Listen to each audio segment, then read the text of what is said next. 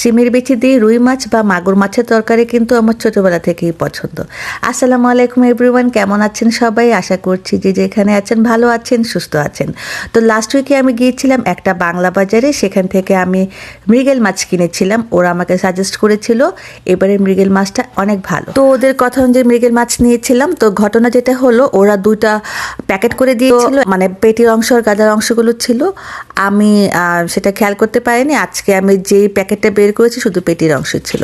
কোনো সমস্যা নেই, আমি সবগুলো খুব ভালো করে ধুয়ে পানি ঝরিয়েছিলাম, তারপর হলুদের গুঁড়া, মরিচের গুঁড়া আর লবণ দিয়ে মাখিয়ে রেখেছিলাম কিছুক্ষণ।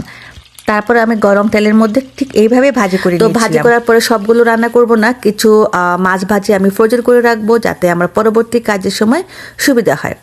তো এখানে দেখতে পাচ্ছেন মাছগুলো আমি তেলের মধ্যে ওলট পালট করে ভাজি করে নিচ্ছি। তারপর একটা হাঁড়ি বসিয়ে দিলাম আর সেই মাছ ভাজা তেলটা দিয়ে দিলাম, আর সাথে দিয়ে দিলাম পরিমাণ মতো পেঁয়াজ।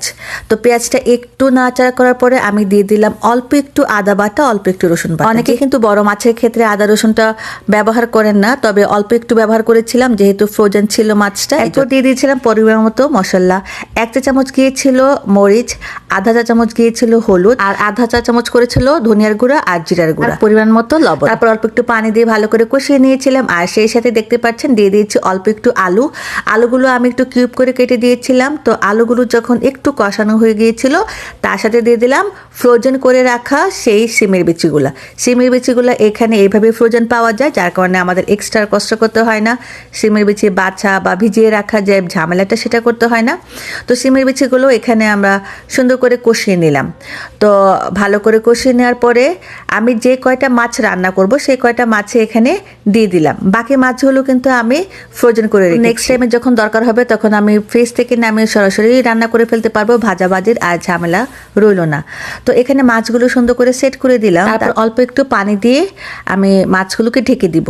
তো এই পর্যায়ে আমি কষানোর জন্য ঢেকে দিচ্ছি, আর কষানো হয়ে গেলে যখন দেখব মাছ আর তরকারির মধ্যে খুব ভালো একটা ভাবে আদান প্রদান হয়ে গিয়েছে, তখন যদি মনে হয় যে আমার আরেকটু ঝোল লাগবে কিন্তু আমরা পানি অ্যাড করতে পারি।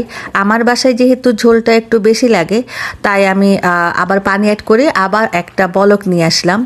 তো বলক আসার পরে আবার ভালো করে মিশিয়ে দিলাম, দিয়ে দিলাম ফ্রোজেন করা ধনেপাতা আর কাঁচামরিচ, আর সেই সাথে দিয়ে দিব টালা জিরার গুঁড়া। তরকারি রান্না কিন্তু আমার শেষ। এবার চুলা জালটা অফ করে দিলাম আর ঢেকে দিব, একটু দমে রাখবো। এরপর পরিবেশনের পালা। জানি এই রেসিপিটি অনেক কমন, অনেক ইজি, তারপর আমি আপনার সাথে শেয়ার করব। ভালো থাকবেন সবাই, আর সবসময় জান্নাত কুকিং স্টুডিওর সাথেই থাকবেন।